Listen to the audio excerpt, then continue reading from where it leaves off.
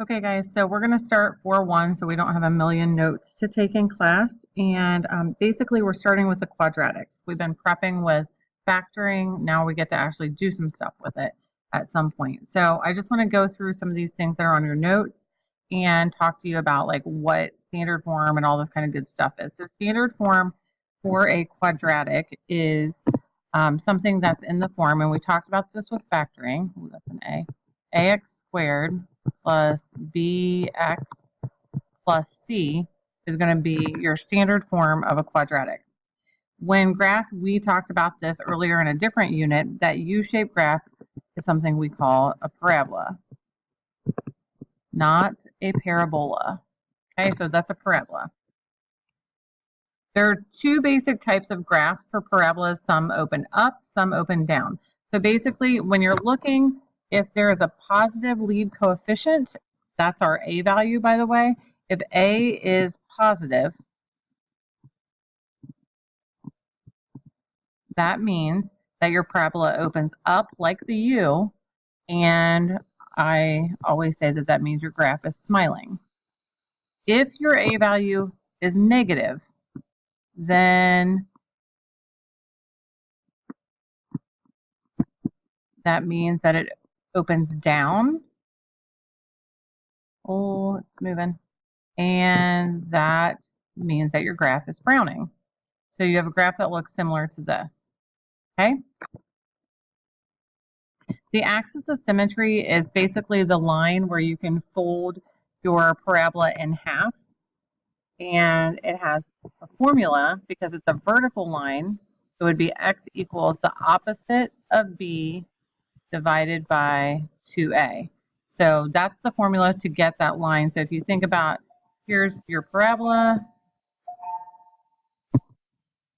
Your axis of symmetry is going to be a vertical line that runs through it. And if it's a vertical line, that means it's got to be x equals. Okay, so you use that formula to create your equation for that axis of symmetry line. When the vertex is the lowest point, kind of like this picture that you see right here, then this is a vertex, by the way. Vertex is this point right here that I just created. That is called a minimum, meaning it's going to be the lowest value out of all of it. Everywhere on the parabola, that's the lowest point in the entire quadratic. Or if it's frowning, then you're going to have a maximum.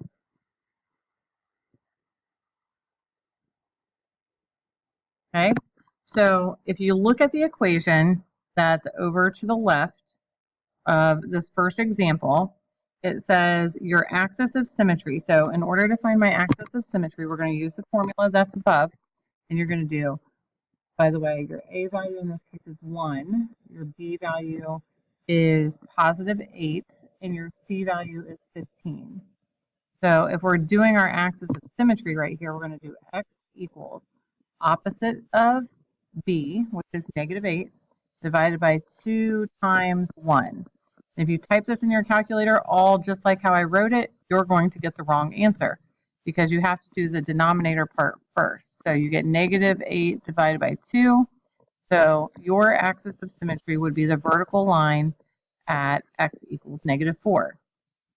In order to get your vertex, you take, since it's associated with that axis of symmetry, you already know that your x value is going to be negative 4. Okay? So your job is to find your y value that goes with that. Well, how do we do that? Well, we plug it back in to the equation.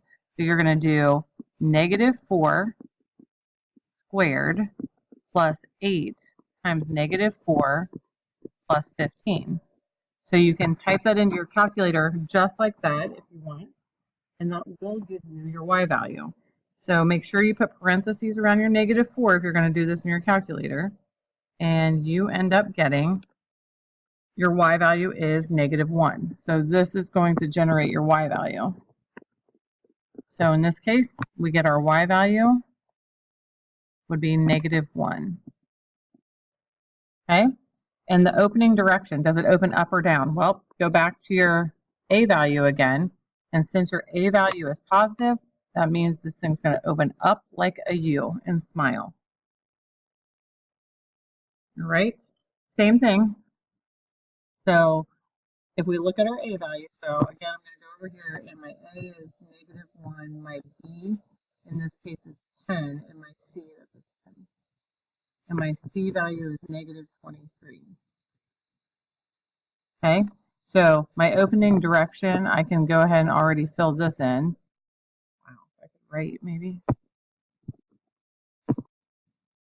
Okay, so this is going to open down.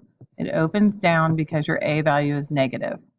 All right, we're going to find our axis of symmetry first. So x equals opposite of b, so -10 divided by 2 times -1.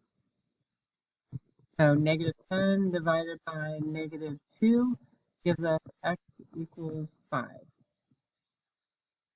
And we can go ahead and fill that part in to our vertex. Okay, I'm going to take my space over here.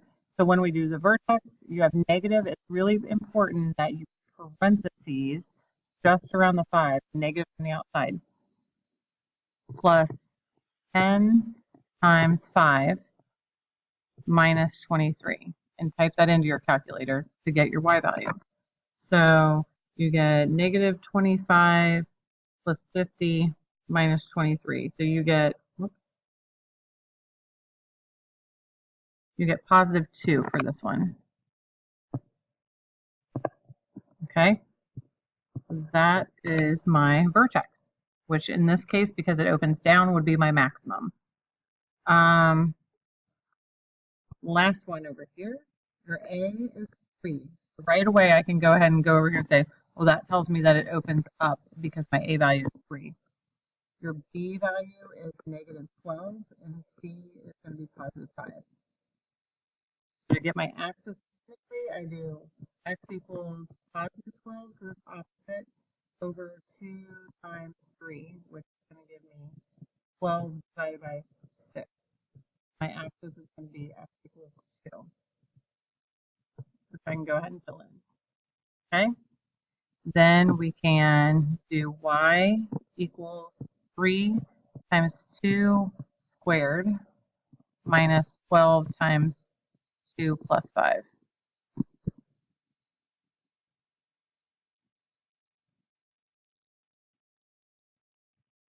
And that gives me -7. Okay. So for the quadratic equations, first you're going to find the equation for the axis of symmetry. We're going to start graphing these things. So these are the things that you need to be aware of. You're going to find the equation for the axis, which is what we were just doing. Find the coordinates of the vertex. Locate the y-intercept, which, like you can see right here, it says is the C value. And then we'll graph the mirror image point so you can sketch the parabola. Okay.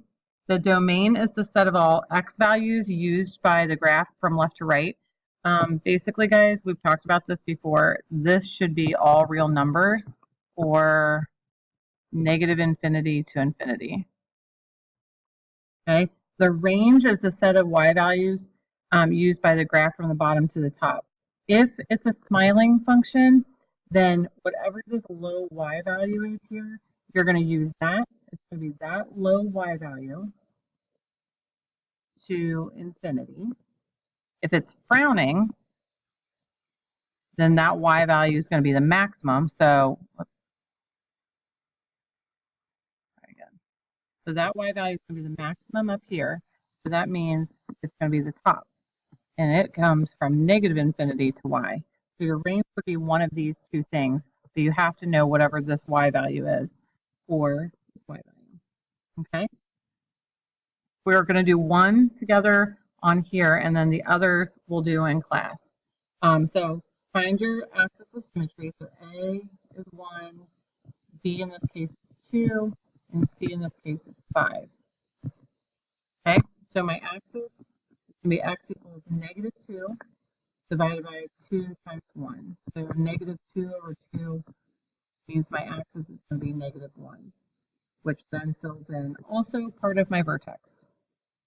Okay, now we're going to find the other part of our vertex by doing y equals -1 squared plus 2 times -1 plus 5. So your y value in this case is going to be -1 squared. Make sure that's in parentheses, -2 plus 5, and you get 4. So your y value here is 4.